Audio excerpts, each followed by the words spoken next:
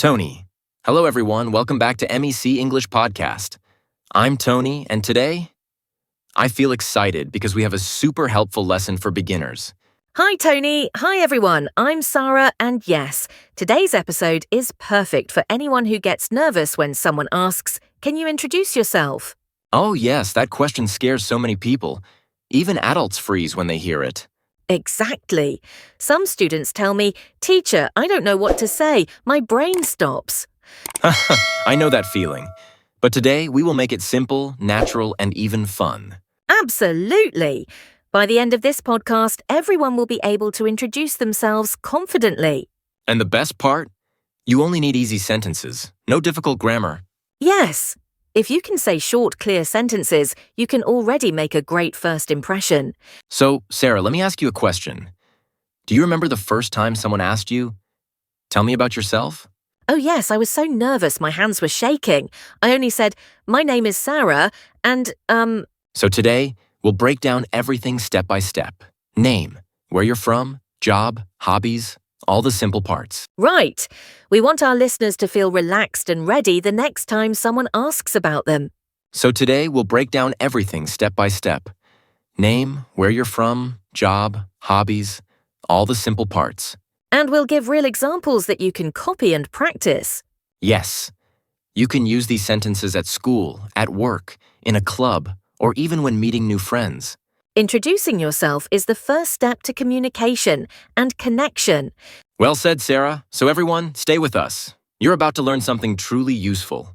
And don't forget, grab a notebook or open your phone. You might want to write some phrases down. All right, let's begin our journey to speaking confidently. Yes, let's start with the first step, introducing your name. All right, everyone, let's move to step 1. Introducing your name. This is the simplest and most important part.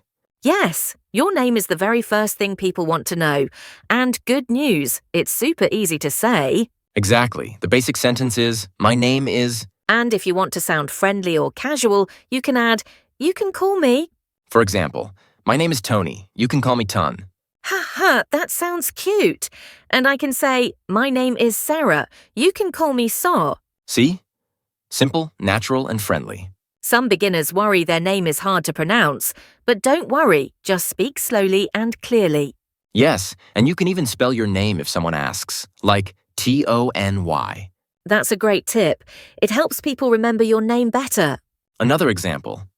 Hi, my name is Tony. Nice to meet you. Hi, my name is Sara. It's great to meet you. Very natural and polite. And here's another friendly phrase. I'd like to introduce myself. Yes, then you continue. My name is... Very smooth, informal situations. Let me try one. My name is Tony. Here's an example. My name is Sara. Some students make a common mistake. They say, I call Tony. But no, you should say, my name is Tony. Right. I call Tony means you are calling someone named Tony on the phone. Very different. So everyone, repeat this structure. My name is Kakai. Great. And now say it again, but with a friendly tone. My name is Nyai. Chai. Nice to meet you. So everyone, repeat this structure. My name is Kakai. Yes, people love to know your country or your hometown. It's a great way to start a conversation. The basic sentence is, I'm from plus country city. For example, I'm from Vietnam or I'm from Hanoi. Exactly. And if you're living somewhere different now, you can say, I live in... Like, I'm from Korea, but I live in Ho Chi Minh City. You can also add a simple description. For example, I live in a big city. Or I live in a small town. It's quiet and peaceful. Good. Adding adjectives makes your introduction more interesting. Yes, for instance, my apartment is quiet or my neighborhood is busy.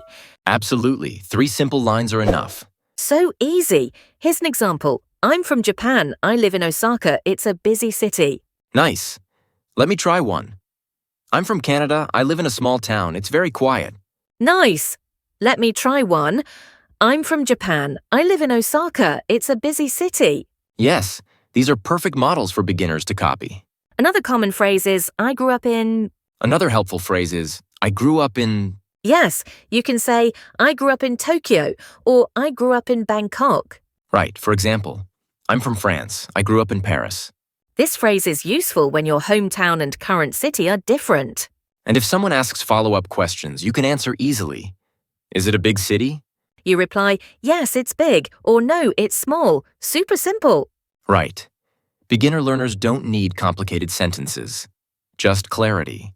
And remember, you don't need to talk about your whole life story.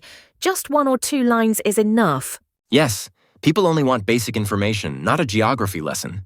Exactly, so keep it short, friendly, and natural. Listeners, repeat after us. I'm from Dachau. I live in Cahaus. Great, and now add, I live in Trummy-Smythe. Perfect. With that, you can confidently tell someone where you're from. And now that we know your hometown, the next step is learning how to talk about where you live. All right, everyone. Now let's move to step 3. Talking about where you live right now. Yes, this is different from where are you from because it tells people where you currently stay. Exactly. You simply say, I live in plus city town. For example, I live in Ho Chi Minh City or I live in Da Nang. Very good. And if you want to be more specific, you can add, I live in a house or I live in an apartment. Right. Many beginners love to share where they stay. It helps others imagine their life. Yes, for example, I live in a small house. It has a garden. That sounds lovely, Tony. I can say, I live in an apartment. It's small but cozy. Great example. Adding a simple adjective makes your sentence much more natural. Yes, for instance, my apartment is quiet or my neighborhood is noisy. You see? You don't need long descriptions. Just 1 or 2 words. Another tip, you can connect ideas using and. Like, I live in a house and it's very peaceful. Perfect. Super simple for beginners. You can also describe your area. I live near the city center. Or, I live near the beach. That adds more color to your introduction and helps others visualize your environment. Yes. And people often ask follow-up questions like, do you like living there? And you can answer, yes, I like it, or it's okay, or it's a little noisy. Very easy. Feel free to express your feelings. Exactly. Your introduction becomes more natural when you share your opinion. Here's a full example for beginners. I live in Hanoi. I live in an apartment. It's very busy. And here's another one. I live in a small town. It's quiet and beautiful. Perfect models for beginners to copy and practice. Yes, just replace the city, home type, and adjectives with your own. Remember, your sentences do not need to be perfect. They just need to be clear. Exactly.